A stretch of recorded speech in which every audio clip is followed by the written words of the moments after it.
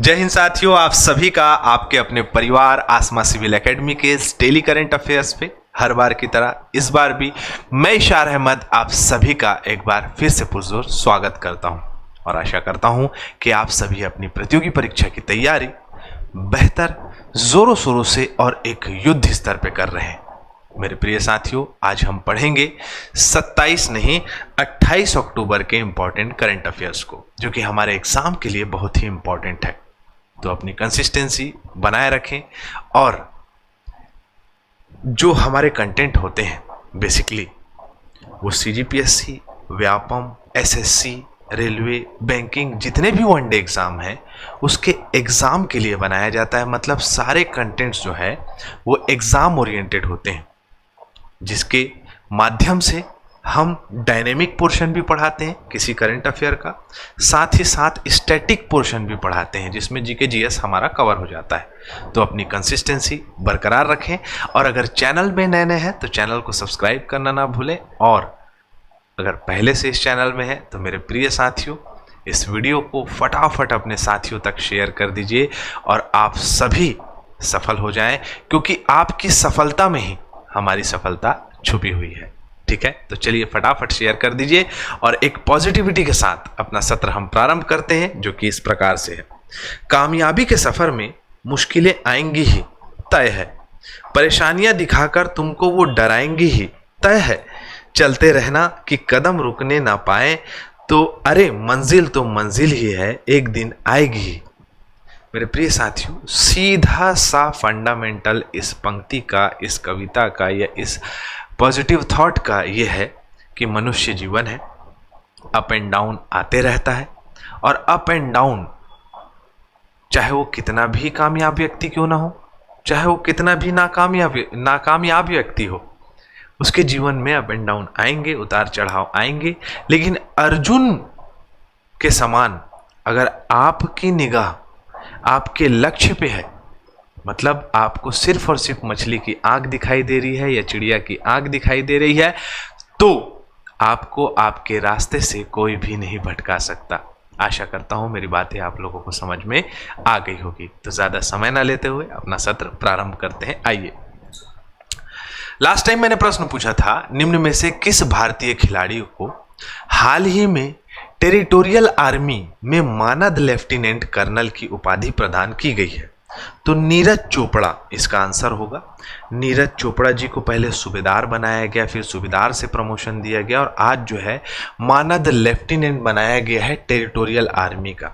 ये वहां काम नहीं करेंगे, लेकिन बहुत सारे लोगों के लिए देश के प्रति समर्पण भाव का एक आइडियल बन जाएंगे, जिसके माध्यम से लोग मोटिवेट हो पाएंगे और नीरज चोपड़ा को ये सम्मान बनता है। उन्होंने जो है टोक्यो ओलंपिक में जो है आपका भाला फेंक कर स्वर्ण पदक प्राप्त किया था और न जाने कितने पदक जो है वो नीरज चोपड़ा ने भारत को दिलाए हैं। तो आइए आंसर देखें। ऐसे आप लोग करंट अफेयर के कमेंट करते हैं तो मैं पढ़ता हूँ। रजत कुर्रे ने आंसर दिया नीरज चोपड़ा, बिल्कुल सही है, और रोशनी देवांगन ने भी बिल्कुल सही आंसर दिया है। फर्स्ट का आंसर बी होगा, नीरज चोपड़ा। क्या बात है, शानदार।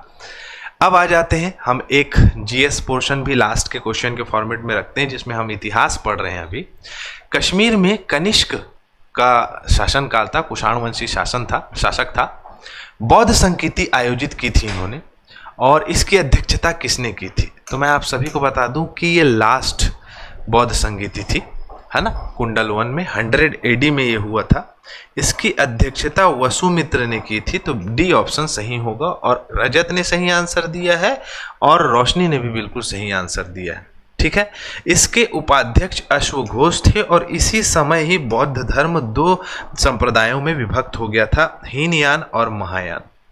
इसमें बहुत सारे पीटक या बहुत सारे पुस्तकों का संकलन भी किया गया था, और साथ ही साथ देखा जाए तो बौद्ध सम्मेलन का ये आखिरी स्वरूप था उस समय का, जब गौतम बुद्ध जो है अपने उपदेशों को देकर इस दुनिया से महापरिनिर्वाण कर चुके थे। चलो, अंतर्राष्ट्रीय एनिमेशन दिवस कब मनाया जाता है? दुनिया भर का कार्टून देखते हैं लोग, हैं, डोरेमोन, चिन चैन, हैं, और क्या क्या, Pokemon, Spiderman, power of girls, हमारे समय में जब मैं स्कूल में था तो देखता था पावर ऑफ गर्ल्स, है ना। मेयर रहता है उसमें, जान बचाते हैं, है ना। तो 2003 से ये चालू हुआ है, 2023 में 21वां संस्करण हुआ था। और एनिमेटेड जितनी भी मूवीज़ हैं, जितने भी सीरियल्स हैं, जितने भी कार्टून्स देखते हैं, उनके सम्मान के लिए इस दिवस को मनाया जाता है। तो एक अच्छा थॉट लगा तो रख दिया गया इस कंटेंट को।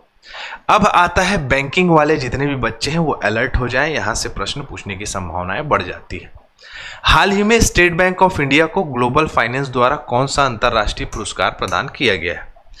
तो वर्ल्ड्स बेस्ट कंज्यूमर बैंक 2025 और बेस्ट बैंक इन इंडिया, ये दोनों जो है आपका पुरस्कार जो है ग्लोबल फाइनेंस के द्वारा दिया गया है। अंतरराष्ट्रीय पुरस्कार है ये, जो कि आप देख सकते हैं ग्लोबल फाइनेंस पत्रिका न्यूयॉर्क में स्थित है। कहाँ है? न्यूयॉर्क में ये स्थित है।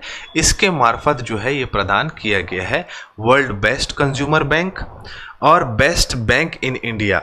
आप सभी को जानकारी के लिए बता दूं कि हर दिन जो है 65,000 नए ग्राहक जोड़ रहा है बैंक एसबीआई और 52 करोड़ से अधिक ग्राहकों को सेवाएं प्रदान कर रहा है। दुनिया का चौथा सबसे भरोसेमंद बैंक है, जिसमें जो डिजिटल ऐप का यूज़ करता है वो योनो ऐप है, जो कि 2017 से चालू हुआ है। योनो का फुल फॉर्म है यू ओनली नीड वन, मतलब इसके माध्यम से 9 करोड़ से ज़्यादा उपयोगकर्ता पहुंच बना चुके हैं और योनो तो आप करते ही होंगे, है ना। बहुत अच्छी बात है ये। अब यहाँ सवाल ये आता है कि आंकड़े देखते हैं। 520 मिलियन मतलब 52 करोड़ जो है इसके ग्राहक है। 22,980 जो है इसके टोटल शाखाएं हैं। बहुत अच्छा नियोक्ता है भारत के दृष्टिकोण से। इंटरनेट बैंकिंग का उपयोग करता 14.2 करोड़ लोग हैं। कुल जमा इसमें 54.73 लाख करोड़ रुपए है और कुल ऋण जो प्रदान किया गया है वो है 42.54 लाख करोड़ रुपए। स्टेट बैंक ऑफ इंडिया 1 जुलाई 1955 में बना था। यहाँ से प्रश्न पूछा जाता है। मुख्यालय इसका मुंबई महाराष्ट्र में है। इसके अध्यक्ष से सवाल पूछा जाएगा चल्ला श्रीनिवासुलु शेट्टी इसके अध्यक्ष हैं। टैगलाइन है the bankers to every Indian, इसका टैगलाइन है। ठीक है, तो आप इसे याद रखें। क्लियर? चलो, निम्नलिखित में से कौन सा देश हाल ही में आधिकारिक तौर पर दक्षिण पूर्व एशियाई राष्ट्र संघ मतलब एशियान मतलब the association of south east Asian Nations का 11वां सदस्य बन गया है? तो तिमोर लेस्ते या ईस्ट तिमोर के नाम से इसे जाना जाता है। ठीक है, ये आसियान का 11वां सदस्य देश बन गया है, जिसमें से Brunei, Cambodia, Indonesia, Laos, Malaysia, Myanmar, Philippines, Singapore, Thailand, Vietnam शामिल है। अब सवाल ये आता है कि इसकी बैठक जो है कहाँ हो रही है?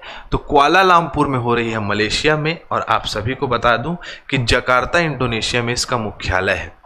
ये 2 प्रकार से प्रश्न पूछा जा सकता है और ऑप्शन ऐसे ही दिखाई देंगे आपको कि 2025 का एशियान सम्मेलन कहाँ पर हुआ है। तो आपको पता होना चाहिए कुआलालंपुर मलेशिया में हुआ है। और इसका दूसरा प्रश्न ये पूछा जा सकता है कि इसका मुख्यालय कहाँ है? तो जकार्ता इंडोनेशिया में। 1967 में इसकी स्थापना हुई है। थाईलैंड, इंडोनेशिया, मलेशिया, फिलीपींस और सिंगापुर इसके संस्थापक देश हैं। अनवर इब्राहिम मलेशिया के इसके वर्तमान के अध्यक्ष है। आदर्श वाक्य है वन विजन, वन आइडेंटिटी और वन कम्युनिटी। तो यहाँ से प्रश्न पूछने की संभावनाएं बढ़ जाती हैं। ठीक है, बाकी इंपॉर्टेंट उतना नहीं है।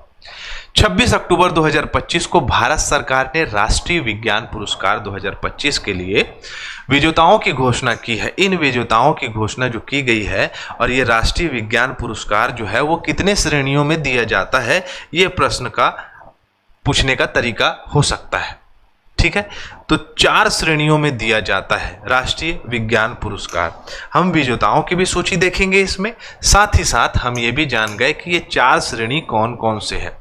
ठीक है, 2023 से चालू हुआ है, मतलब कि आदरणीय सम्माननीय प्रधानमंत्री मोदी जी के शासनकाल में ही चालू हुआ है। तो प्रश्न नया जो है लॉबी है पुरस्कार प्रदान करने का। वैज्ञानिकों को जो विज्ञान के क्षेत्र में जो आपका नवाचार के विज्ञान के क्षेत्र में असहयोगनी क्या कार्य बोलते हैं भाई, असाधारण योगदान देते हैं उनको असहयोगनी निकल गया था, असाधारण कार्य करने के क्षेत्र में दिया जाता है। तो पहला है विज्ञान रत्न पुरस्कार, जीवन भर के असाधारण योगदान के लिए कई लोग को मरणोपरांत दिया जाता है, इस बार मरणोपरांत दिया गया है। विज्ञान श्री पुरस्कार है व्यक्तिगत उत्कृष्ट कार्य के लिए, और विज्ञान युवा पुरस्कार जिसे शांति स्वरूप भटनागर पुरस्कार के नाम से भी जानता है, 45 वर्ष से कम आयु के युवा को दिया जाता है। और विज्ञान टीम पुरस्कार मतलब कि किसी टीम को, किसी संस्थान को यह पुरस्कार प्रदान किया जाता है। ठीक है, तो इस बार के जो विजेता है आप देखेंगे क्या है, तो इस बार के जो है विजेता है विज्ञान रत्न मिला है मरणोपरांत प्रोफेसर जयंत विष्णु निर्मलकर, ये दिखाई दे रहे हैं। ठीक है, और इन्होंने भौतिक के क्षेत्र में जीवन भर योगदान दिया है इसलिए दिया गया है। विज्ञान श्री जो है डॉक्टर ज्ञानेश्वर प्रताप सिंह है, डॉक्टर के थंगराज हैं, प्रोफेसर अनिरुद्ध बालचंद्र पंडित है, प्रोफेसर महान एमजे है। ठीक है, क्या नाम है इनका, महान, इनका नाम भी महान है। ठीक है, चलो विज्ञान युवा शांति पुरस्कार जो है भटनागर पुरस्कार जगदीश गुप्ता और बहुत सारे लोगों को मिला है, नाम एक एक का पढ़ते रहूंगा तो समय निकल जाएगा। अरोमा मशीन टीम को जो है वो आपका विज्ञान टीम पुरस्कार दिया गया है, CSIR aroma mission team, sorry machine team निकल रहा है भाई, मिशन टीम जो कि council of scientific and industrial research इनका फुल फॉर्म है, CSIR का। कृषि विज्ञान में के क्षेत्र में शोध कार्य के लिए इन्हें प्रदान किया गया है। ठीक है, चले आगे प्रश्न हमारे स्क्रीन पे ये रहा।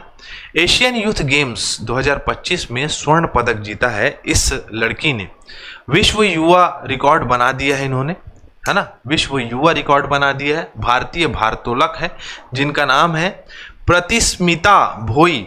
ठीक है, ये जो है महज 17 साल की उम्र की है, प्रतिस्मिता भोई, ये दिखाई दे रही है, ऐसे करके डन कर रही है कि आई एम डन, मतलब मैंने करके दिखा दिया।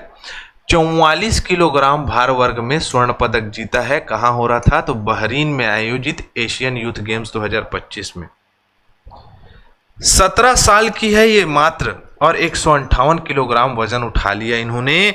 66 किलोग्राम स्नैच किया है, क्लीन एंड जर्क किया है 92 किलोग्राम, मानना पड़ेगा ये बच्ची को, इसमें कुछ बात है, ये ओलंपिक दिलाएगी। एशियाई युवा खेल 2009 में स्टार्ट हुआ है, सिंगापुर में इसका मुख्यालय है। ठीक है, चलो भारत 30 अक्टूबर से 10 नवंबर तक पाकिस्तान सीमा के पास कौन सा संयुक्त युद्धाभ्यास कर रहा है, कहां पर कर रहा है मालूम है?